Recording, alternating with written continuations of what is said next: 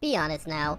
You clicked on this video because you're a fan of magic and romance in anime, and probably can't find a good anime to watch centered around that. Well, no worries, cause today's video will help you out. But keep in mind that this list is my opinion, and if you disagree, feel free to let me know why in the comments below.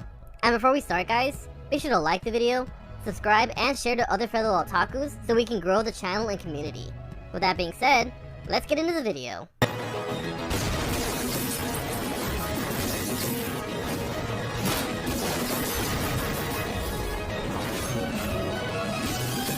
Number 10. Witchcraft Works. Honoka Takamiya is a typical teenager. He does his classwork and admires Ayaka, the school idol, who sits next to him in class. But the boy's life changes forever when one day, a piece of the school falls on top of him, and he's saved by Ayaka due to her magical powers? For Ayaka is a witch, and deeming Honoka to be her princess, she is determined to keep the boy safe from harm. Now, Honoka must try to stay alive while countless other witches target him, learn more about Ayaka and her craft, and still try to maintain his high school life in the process. Don't!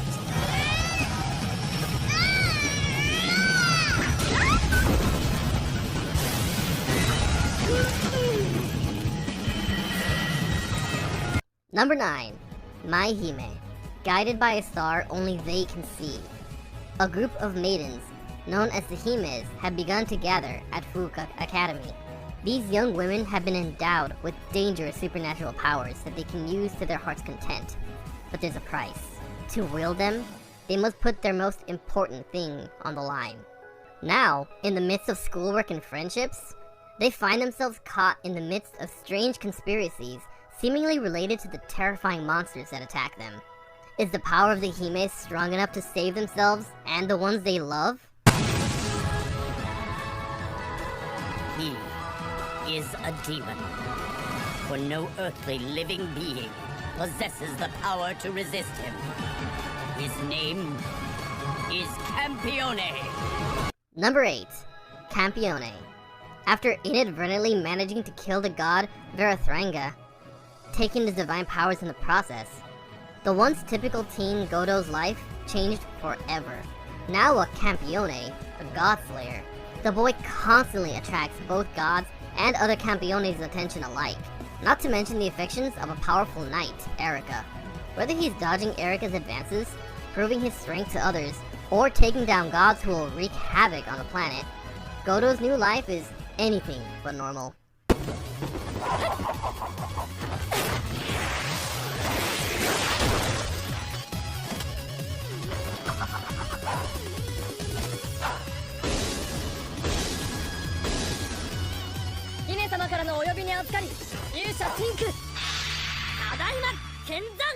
Number 7. Dog Days. In the magical land of Flanyard, animal-eared inhabitants battle each other for resources in harmless war games.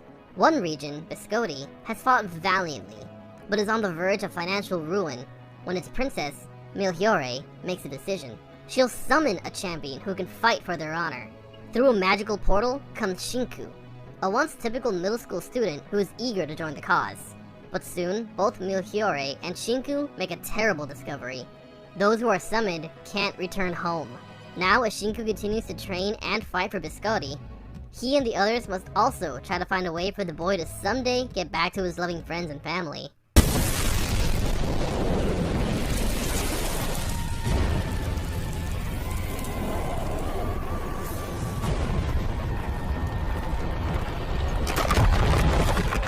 Hell is that?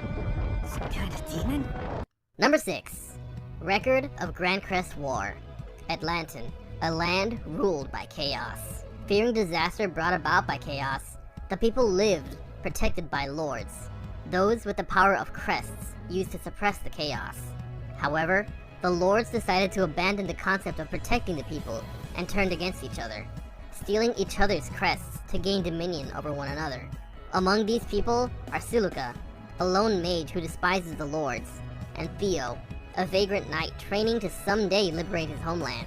Enticed by Theo's ideals, Siluka's coercive tactics have the two forming a contract, and together reform a war-torn land.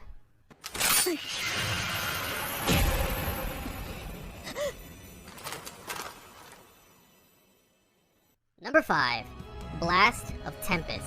Hakaze, princess of the Kusaribe mage clan, has been betrayed and marooned on an island by her own people. They seek to revive the Tree of Exodus, an incomprehensibly powerful entity of alien origin, to save the world from the tyranny of its antithesis, the Tree of Genesis that powers their magic. Hakaze, however, believes their efforts put humanity in jeopardy, and with her power limited, she can only reach out to the world to beg for aid. Her call reaches Mahiro Fua, a young man grieving the mysterious death of his sister, Aika. He and his friend Yoshino agree to help, on the condition that Hakaze track down Aika's killer with her magic. The deal is made, and the battle that will determine civilization's fate has begun. Conclusion.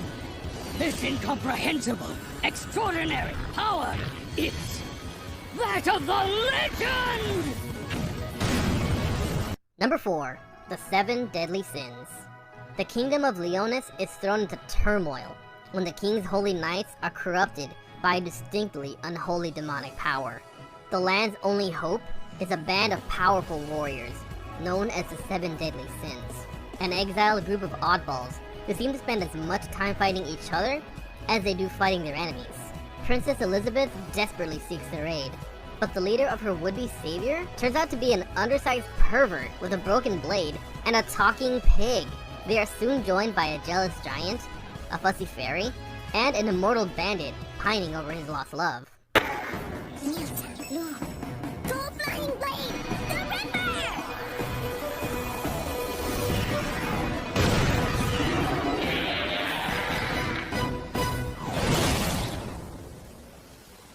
Number 3.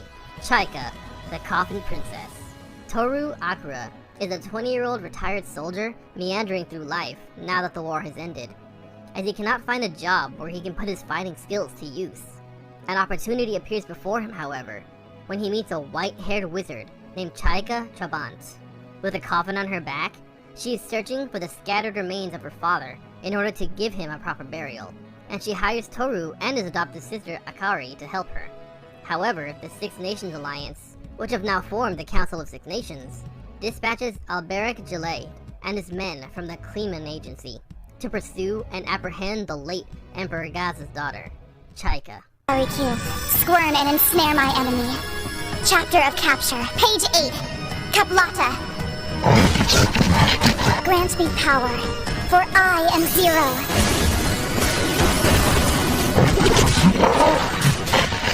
I use words and sacrifice to draw forth demonic power. Number 2. Grimoire of Zero. In the liturgical year 526, sorcery has spread throughout the land, but few are aware of a rival practice called magic. One day, a half-man, half-beast mercenary who has found himself on the run encounters a beautiful witch known only as Zero. Zero makes him an offer. If he escorts her on this search for her stolen grimoire, she will help him gain a human form. Despite his hatred for witches, the nameless mercenary accompanies Zero and guards her as she sets out to reclaim a book that has the power to destroy the world. Neither my friends nor my family are here as your playthings!